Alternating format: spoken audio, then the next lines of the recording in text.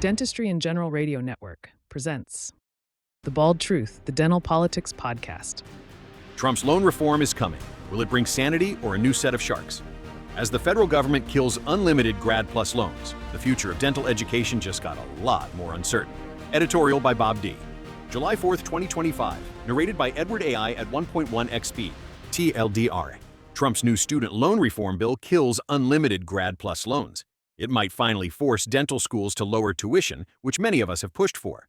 But it could also create a new opening for private lenders, corporate-backed DSOs, and predatory contracts. The system is changing, but the risk of shifting the burden to new dentists remains dangerously real. We need transparency, safeguards, and a plan. I've said for years that the high cost of dental education is our biggest problem. Some of my friends argue that insurance companies are the real issue and that high-income jobs after graduation justify the debt. We've all heard of the $400,000 associate position, but we also know those are unicorns. Most new dentists who maxed out their federal borrowing are struggling, stuck in jobs that pay far less than expected, and quietly questioning their career path, especially when you compare their debt-to-income ratio to peers in the tech world, who entered fields with lower debt and, in many cases, higher pay. Let's get one thing straight. The cost of dental school is astronomically, arbitrarily high. The price tag keeps rising, not because it has to, but because it can. Schools knew the federal government would always hand out unlimited Grad PLUS loans, no matter how ridiculous the tuition. The bill Congress just passed, which kills that gravy train, might be the first real pressure applied to a system that has been bloated and unaccountable for decades. In that sense, this could be the right move. No more blank checks. If schools can't lean on unlimited federal money, they might actually have to explain why tuition is $100,000 a year. They might finally have to stop passing on the cost of fancy new buildings and bloated administrative salaries to 24-year-olds just trying to earn a DDS. If this forces dental schools to charge less, good. And no, dental schools starting their own lending programs isn't the solution or realistic. Most aren't built for that. They're not banks, and they shouldn't be. That path leads to more opacity, more unregulated decision-making, and more incentives to keep tuition high so the in-house loan division turns a profit. It also carries a risk they are not set up to handle, or worse, absorb. But here's what keeps me up at night. What if we're just swapping one broken system for something even worse? We're eliminating access to federal loans, but private loan companies are already circling. You think they won't jump on this? Picture a private equity-backed organization offering 12% loans, 5 to 7 points higher than current rates, bundled with a deal. You get the money, but you have to work for their DSO for 7 or 8 years. It's like the military pipeline, except you still owe the money. No forgiveness, no service to your country, just service to their investors. And unlike dental schools, these organizations already have infrastructure, capital, and a business model designed to maximize control. They can build lending arms overnight.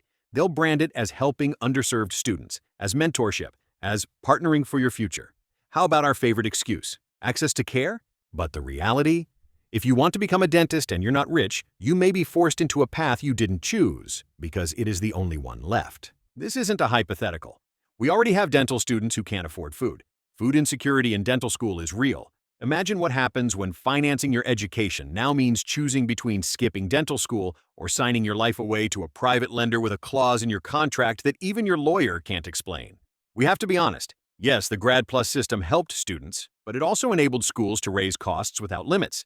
But dismantling it without safeguards and regulations for those waiting to fill the gap opens the door to a far more predatory system. One where access to education is controlled by profit-driven entities, not public interest. One where you don't become a dentist unless you're wealthy, willing to work corporate for a decade, or desperate enough to take a terrible deal. At first glance, this bill looks like a reset. I hope it is. But we don't yet know what the full consequences will be. Maybe it will finally pressure dental schools to bring tuition back to earth.